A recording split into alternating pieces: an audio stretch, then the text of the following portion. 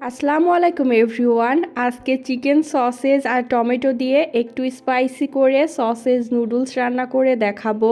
Sausage noodles রান্না করার জন্য প্রথমে একটা সসপ্যানের মধ্যে পরিমাণ মতো কিছুটা পানি দিয়ে পানিটাকে বলক উঠিয়ে নিলাম। তারপরে পানির মধ্যে 3টা টমেটো দিয়ে দিলাম। চুলার জালটা হাই আঁচে রেখে টমেটোগুলোকে 6 মিনিট সময় নিয়ে সিদ্ধ করে নিব। 3 মিনিট পর টমেটোগুলোকে উল্টে দিলাম। তারপর 3 মিনিট পর টমেটোগুলোকে পানি থেকে উঠিয়ে নিলাম। এখন টমেটোগুলোকে ঠান্ডা করে খোসাটাকে ছাড়িয়ে ছোট টুকরা করে কেটে একপাশে রেখে দিচ্ছি। আবার সসপ্যানে পানি গরম করে নিলাম। চুলার জালটা হাই আঁচে রেখে এখন পানির মধ্যে দিয়ে দিচ্ছি নুডলস। এখন নুডলসটাকে 5 থেকে 6 মিনিট সময় নিয়ে সিদ্ধ করে নিব।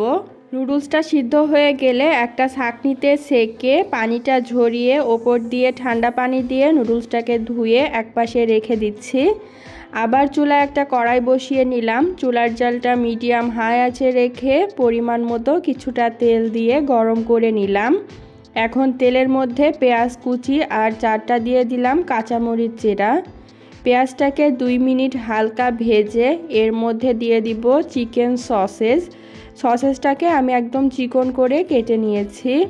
এবার সসেজটাকে নেড়ে চেড়ে ভেজে নিব 3 থেকে 4 মিনিট।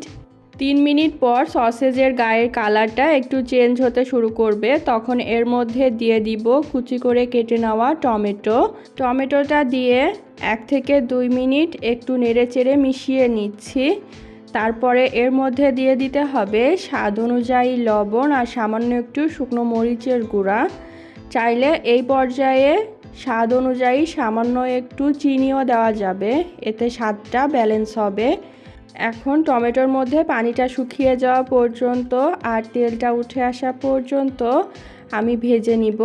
তারপরে এর মধ্যে নুডলসের মশলাটা দিয়ে দিলাম। মশলাটা দিয়ে নেড়ে চেড়ে মিশিয়ে নিচ্ছি। তারপরে এর মধ্যে সিদ্ধ করে ধুয়ে রাখা নুডলসটা দিয়ে দিব। নুডলসটা দেওয়ার পরে এখন সব কিছু একসাথে মিশিয়ে নেওয়ার পালা। সব কিছু একসাথে মেশানো হয়ে গেলে সবশেষ এর মধ্যে 1 থেকে 2 টেবিল চামচের মতো টমেটো সস দিতে হবে। টমেটো সসটা দিয়েও একসাথে নেড়ে চেড়ে মিশিয়ে নিচ্ছি। চিকেন সসেজ থাকলে কোনো ঝামেলা ছাড়াই ঝটপট এই রান্নাটা করে ফেলা যায়। নুডলসটা রান্না শেষ। এখন চুলার জালটা বন্ধ করে নুডলসটাকে পরিবেশন করে নিচ্ছি। আজ এ পর্যন্তই। ভিডিওটা ভালো লাগলে অবশ্যই ভিডিওতে একটা লাইক দিয়ে দিবেন আর চ্যানেলটা সাবস্ক্রাইব করবেন। আল্লাহ হাফেজ।